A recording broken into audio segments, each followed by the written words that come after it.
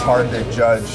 This team is 0-2 because of one way you look at it, they're 2 plays away from being 2-0. Right. And they kind of appear to have a strong defense, potentially a strong running game. But there's also so many mistakes around the board, from the coaching and quarterback to just lining up. I don't really know where to look at it. Is it a toxic situation, or is this a team that could be one of those late run playoff runs? I've covered this franchise a lot of years, and I know the signs that they're starting to lose lift, aerodynamics. Aerialons pointed in opposite directions. The opposite of no fly zone that you want to hear. Yeah, it's got that feel.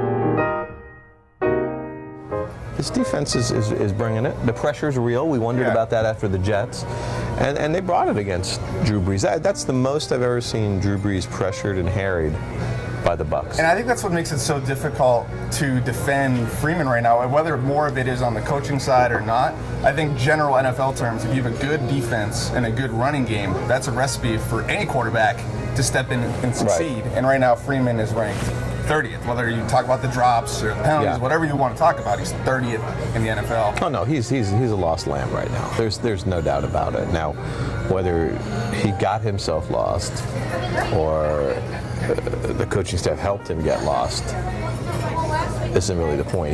He's gone right now. His head is filled with mush. Personally, I think there are some people in that building, One Buc, who think that Freeman cost them a winning season, maybe even a playoff spot, with the way he played down the stretch. I mean, there were some guys on that defense from last year who think that. Of course, they were giving up, 600 yards a game, so where do they get off talking about that? But something's wrong, and really I don't see it getting better. I see Freeman having a splash here and there, but I think ultimately the Bucs are going to have to ask, let me get this straight. This guy throws 25 touchdowns, 6 picks in 2010. He looks as good as anyone in football for 5 weeks last year. There's something there. Right. It's true. He's done more in this league as a starting quarterback than Greg Schiano has done as a head coach. That's the plain fact. I mean, my theory on guys like Schiano is that if you win, in this league, if you win, anything works. You can wear a wedding dress. Hey, that's a great wedding dress. We're all going to start wearing a wedding dress. Right. You can do that.